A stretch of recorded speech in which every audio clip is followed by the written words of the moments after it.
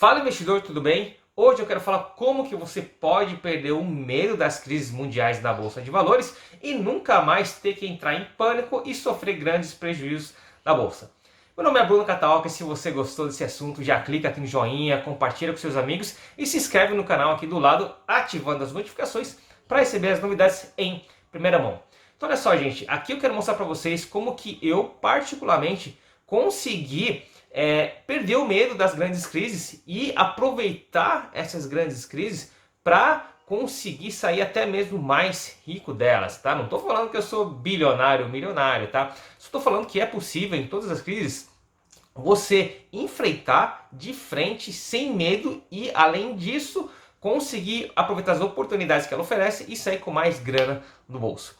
Então olha só, aqui eu vou abordar 4 pontos aqui sobre as crises e explicar como é que você estuda as crises, tá? Então quando você vai ver as crises, é que nem Howard Marks fala no seu livro Mastering the Market Cycles, que colocando em português é Dominando os Ciclos de Mercado. Tem um trecho que ele cita, que ele fala assim, que as crises na Bolsa de Valores, elas sempre vão ter um motivo diferente, mas elas rimam entre si. Isso quer dizer o quê? Que toda grande crise vai ser diferente de uma da outra, tá? Os motivos dessa grande queda na bolsa vão ser sempre diferentes. Só que elas possuem características que são semelhantes entre si. E é justamente nessas características que você tem que ir em cima. Porque se você for em toda crise estudar os motivos de cada uma, você acaba ficando louco. Você tem que sempre voltar do zero e fazer um extenso trabalho que às vezes não vai te dar conclusão nenhuma. Por exemplo, em 2008, o motivo da crise foi o subprime. O que você teria que ter feito para, de repente, ter chegado alguma oportunidade? Você, primeiro, teria que ter descoberto que o motivo da crise foi o subprime mesmo, antes que todo mundo. E depois, teria que ter projetado, imaginado as consequências dessa crise nos Estados Unidos, depois na Irlanda, Reino Unido, Japão, China, Brasil, Chile, Argentina, e para depois, mais especificamente, ver os reflexos aqui no Brasil e como isso reflete nas empresas que você quer investir. Percebe como é um trabalho muito árduo, extenso, que às vezes não vai dar em nada? E você teria que fazer tudo isso antes que todo mundo, para você conseguir tomar uma posição antes que todo mundo percebesse as oportunidades. Então você vê que não é eficiente você querer ficar analisando os motivos da crise.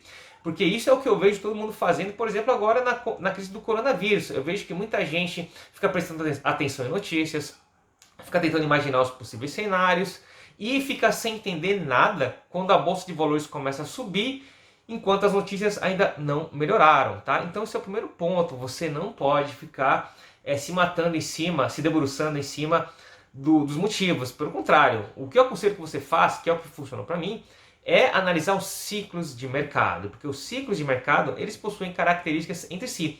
E as grandes crises nada mais são do que uma parte desse ciclo. É como, por exemplo, as estações do ano. A gente tem verão, inverno, outono e primavera. Então, quando a gente sabe que o inverno está chegando, o que a gente faz? A gente já começa a tirar as jaquetas, começa a lavar o edredom, né? Começa a tirar o pó do edredom, para quem tem rinite, né? Como eu, tem que fazer isso, né? Porque está muito tempo guardado. A gente começa a tirar as roupas de inverno. E no verão o que a gente faz? A gente guarda as roupas de inverno e já começa a tirar chinelo, regata, bermuda, camiseta, porque vai esquentar. Né? É a mesma coisa na bolsa, os ciclos de mercado eles têm mesmas características. São características semelhantes entre si. Então estude essas características e você vai se dar muito bem e vai passar a entender as grandes crises como somente uma parte de um grande ciclo. E a partir daí você vai começar a enxergar as melhores oportunidades que vão surgir. Então a primeira característica comum entre todas as grandes crises é a de que elas sempre vão reverter. Uma crise vai cair mais que a outra, mas elas sempre acabam revertendo. Por exemplo, a pior crise, né, dos Estados Unidos foi lá de 1929, quando o índice S&P 500 chegou a desabar 85%. Isso é coisa pra caramba. Porque olha só, o mercado, uma ação pode subir 1000%, 2000, 3000, 10.000%, mas basta cair 100% para você perder tudo. Então no S&P 500, essa queda de menos 85% foi bem forte, bem impactante. Se você já sofreu bastante com a crise do coronavírus aqui, quando o Bovespa caiu menos 48%, imagine se ele caísse 80%. E outra coisa interessante quando você estuda as crises passadas, é que você vê que nenhuma crise, nenhum índice Nenhuma crise levou ao índice cair menos 100%. Isso nunca aconteceu. A mais grave que eu vi até hoje foi a dos Estados Unidos de 1929. E a segunda característica em comum entre todas as crises é que quando você vai analisar, na verdade, numa grande crise, o dinheiro troca de mãos. É como Warren Buffett fala, numa grande crise, as ações voltam para as mãos dos seus verdadeiros donos. O que ele quis dizer com isso? Que numa grande crise, quem não está preparado vai acabar vendendo uma ação boa por um preço muito descontado para aquela pessoa, para aquele investidor que sabe avaliar que aquela ação é uma barganha, né? Então, numa grande crise, o que acontece? Por exemplo, pega o coronavírus. Sempre os mais fracos vão, infelizmente, acabar falindo. Aqui, o coronavírus, a crise atual, quem vai se ferrar são os pequenos e médios empreendedores, né? Infelizmente, muita gente vai falir, muita gente vai perder emprego, né? Essa é a parte ruim. Só que o que acontece? Vai se criar um vácuo no mercado. Alguém vai ter que preencher esse vácuo. E quem vai preencher esse espaço vazio? Sim, justamente as empresas grandes e as mais fortes de cada mercado. Tá? Então, em toda grande crise, existe uma concentração de dinheiro. Ele sai dos mais fracos e volta para mãos dos mais fortes. Tá? Então, nessa crise vai ser a mesma coisa. Então, o que você tem que fazer? Você tem que, numa grande crise, você não pode brincar. Você tem que identificar quais são as ações mais fortes, as empresas mais fortes e investir nessas empresas. Porque essas são as mais seguras para se investir. Essas têm as maiores chances de se recuperar de todas as grandes crises e é sempre dessa maneira que acontece. Muitas vezes você vê empresas grandes saindo mais fortes de uma grande crise. Terceira característica que é semelhante é de que toda vez parece que vai ser o fim, né? No subprime parecia que o capitalismo ia acabar. Em 2015 aqui no Brasil, quando a Dilma foi eleita, parecia que o Brasil ia falir, ia para o fundo do poço. E agora, em 2020, na crise do coronavírus, parece que todo mundo vai morrer, ninguém nunca mais vai sair de casa e vai virar tudo um Walking Dead da vida, né? Mas não vai ser isso, é que a impressão que o hype do mercado passa pra gente durante as fortes quedas é justamente essa, né? De que o mundo vai acabar, o ataque zumbi vai dominar e vai ficar todo mundo aí sim, enclausurado em casa, formando grupos, brigando entre si, enquanto os zumbis fazem a festa, né? Pois é, então, mas não é isso que vai acontecer, tá? E é sempre assim, sempre existe esse hype por causa das notícias, né? Porque as notícias acabam amplificando todo o pânico na bolsa de valores, né? Inclusive, é justamente por causa disso que em toda grande crise você vai ver uma queda muito rápida, muito forte na bolsa. Mas você sempre vai ter essa característica de quedas fortes, porque as pessoas agem com muito mais rapidez no pânico.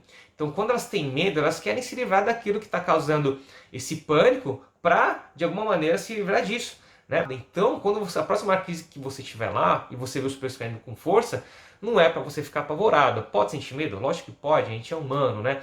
Mas não é para sair vendendo tudo, porque agora você já sabe que essa é uma característica e que é assim mesmo que funciona. Os mais fortes, quem conseguir aguentar, se planejar melhor, vai conseguir sobreviver, aproveitar as oportunidades e sair mais rico de todas as crises.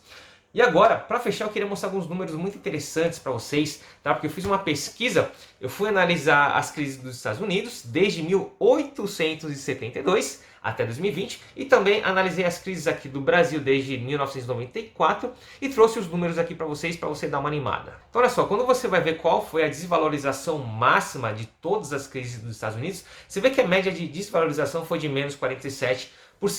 Tá? E quando você analisa o intervalo entre uma crise e outra, você vê que é mais ou menos aí de uns 10, mais ou menos, tá? Numa média, a cada 10 anos você vai ter uma crise dessas. Já aqui no Brasil, a média de queda é de menos 57%, e a gente vai ter em média aí uma média, tá bem grosseira, a cada 7 anos a gente vai ter uma crise, uma forte queda desse tipo que a gente está vendo em 2020, tá? Mas assim, o que eu queria mostrar são os números de recuperação, tá? Do mesmo jeito que o mercado cai com força, na hora de se recuperar, ele recupera com muita força também. E é isso que você quer pegar, você quer pegar essa recuperação, né? Porque quando os preços caem menos 50%, para eles voltarem ao mesmo patamar, eles têm que subir 100%. Então, quando você é um buy and hold, ou seja, aquele cara que compra ações segura, numa grande crise você já está tomando a porrada, você tomou a porrada. Então o que você quer? Você quer no mínimo aproveitar a parte boa, que é a alta, né? Então é sempre importante você ter um caixa aí para aproveitar as oportunidades na baixa, porque a hora que você aproveita as oportunidades, você tem uma valorização incrível.